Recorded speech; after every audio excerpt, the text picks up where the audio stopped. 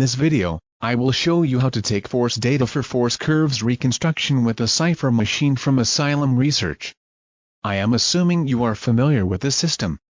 Specifically, you should be able to mount a cantilever, do the first and the second calibration as well as take the critical amplitude for the cantilever.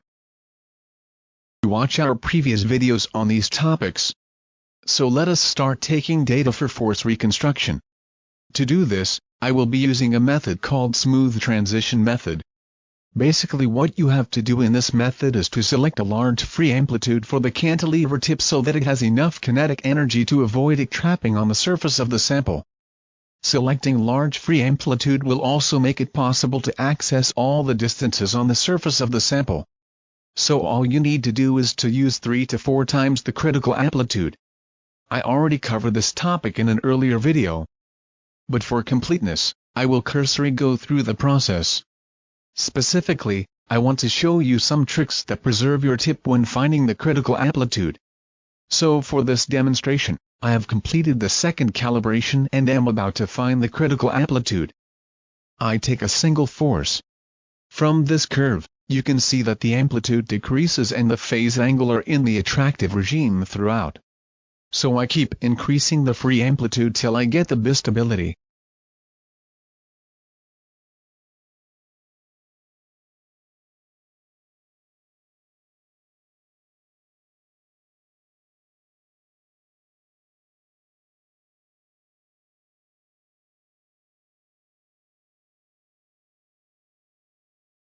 The critical amplitude for this tip is about 360 millivolts. To get to the smooth transition, I will select about 1.5 volts, about 4 times the critical amplitude. Because I intend increasing the amplitude to a very large value, to preserve the tip, it is safer to make the cantilever go far away from the sample.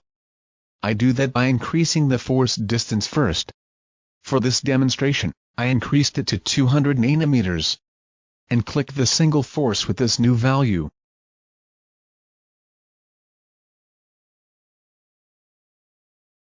Now I can increase the free amplitude.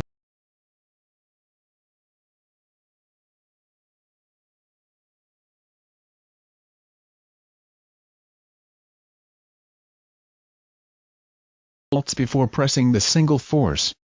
I also want to adjust the trigger point. Because the amplitude is so large, by the time it decreases to a minimal value of 20 millivolts, the tip would have been damaged. So I choose a trigger point very close to the free amplitude, say about 1.49 volts. Now I can press the single force button. This is the smooth transition curve. That is, as the amplitude decreases, the phase transits from the attractive to the repulsive regime smoothly without a discrete jump. From this curve, I see that I'm only interested in this region, which is about 5 nanometers. So I can decrease the force distance to about 20 nanometers to have more resolution. All that is left now is to give a base name to the force curve. You can do that here. I call it FC graphite. FC means force curve, and graphite because I'm using a graphite sample for this demonstration. You can follow the naming convention in your lab. So I press continuous button now to take a couple of force curve continuously.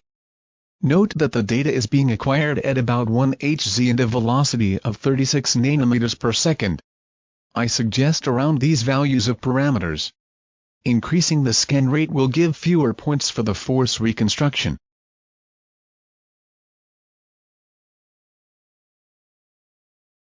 This number here shows the number of force curves being taken.